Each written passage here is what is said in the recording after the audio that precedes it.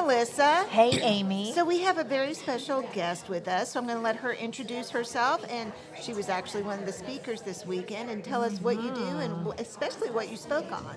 Okay, my name is McHale Small, and currently I'm the Director of Education and the Interim CEO for the Learning Disabilities Association of America. We are a nonprofit that's been around for 63 plus years. Wow.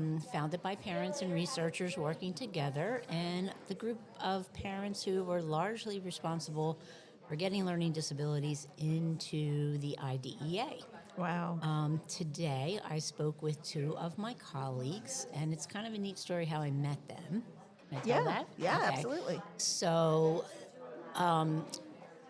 kids who are underserved have always been a real passion of mine. I started my career as a school psychologist, went into school administration, have always been really passionate about reading and dyslexia because as a school psychologist, most of the kids that I saw were struggling with reading.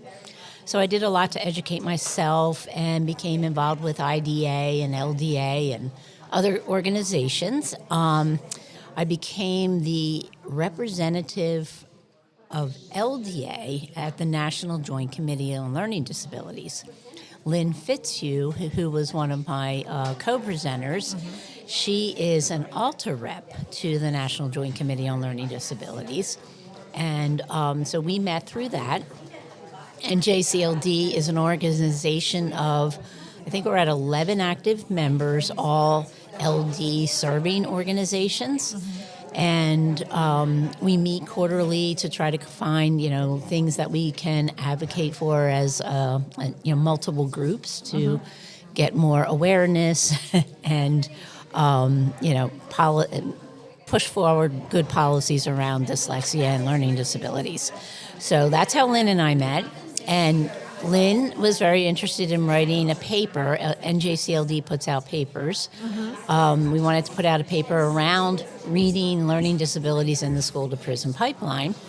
I jumped on that because that had been an interest of mine, and I do some consulting for the ACLU on that topic, on school to prison pipeline discipline and identified and unidentified learning disabilities.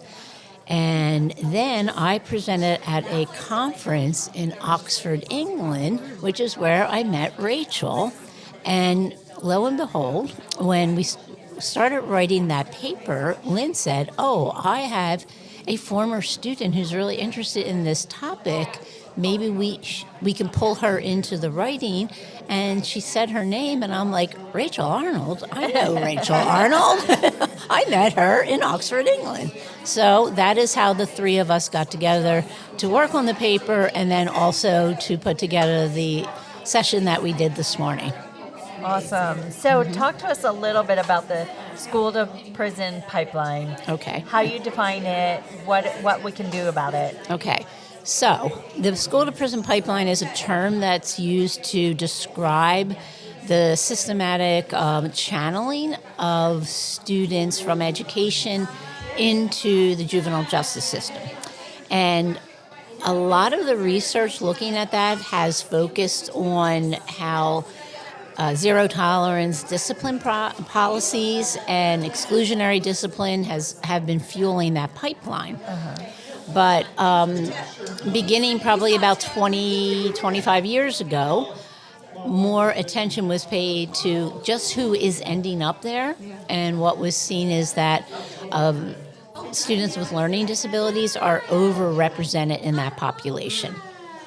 And when you look further into the research, it's not just students with learning disabilities, but probably students who have unidentified learning disabilities who are conceptualized as having behavioral or discipline problems because their needs were never adequately identified or met. So many of the students that I would encounter who are already getting into trouble in high school when they're finally evaluated, we find they're reading at like a kindergarten or first grade level and should have been identified years before. You know, we have had several guests on before that have talked about this and behavior impacts from having a learning disability. And a lot of times that behavior masks what's really going on for the untrained eye. Absolutely. So we really need to get more people understanding. Yes.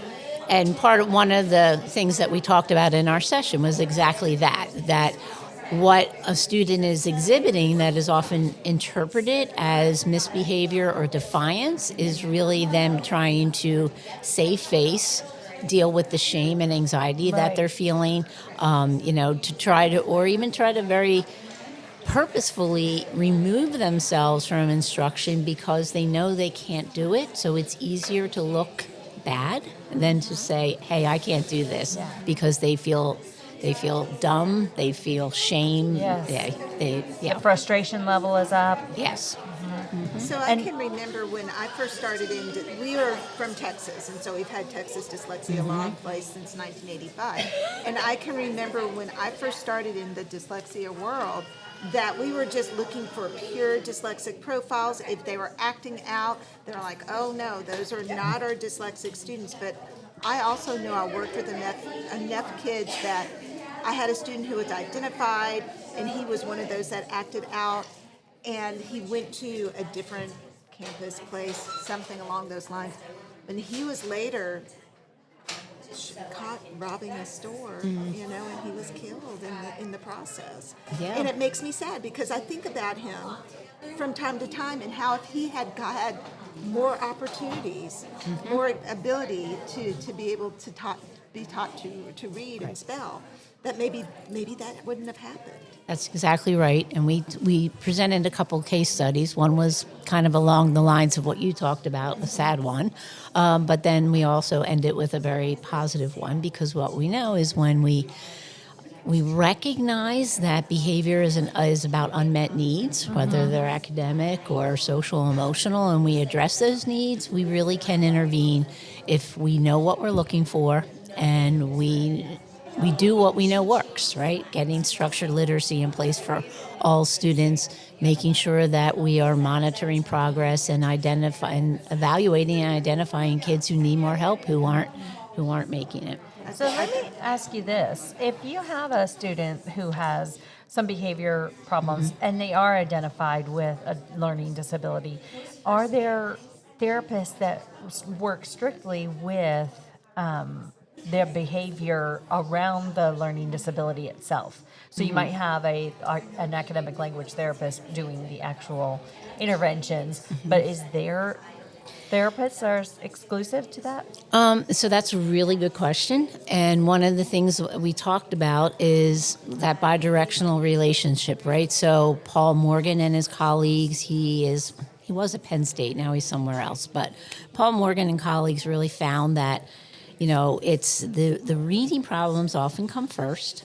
They're not identified. The behavior starts to escalate. The behavior then results in students being removed from instruction, which makes the reading problems and the academic problems worse. And to answer your question, I don't know that we can say there are specific therapists, but if you look at kids in public schools, especially the move from RTI to MTSS, what that was supposed to be about is RTI was more focused on the academic intervention piece of it, but MTSS talks a lot about supports and mental health supports. Okay. So if you have a really well-functioning MTSS program that has appropriate resources, appropriately trained staff, it would be the school counselor. A lot of schools are contracting with mental health specialists or behavioral specialists who would come in and support all of the needs of the child.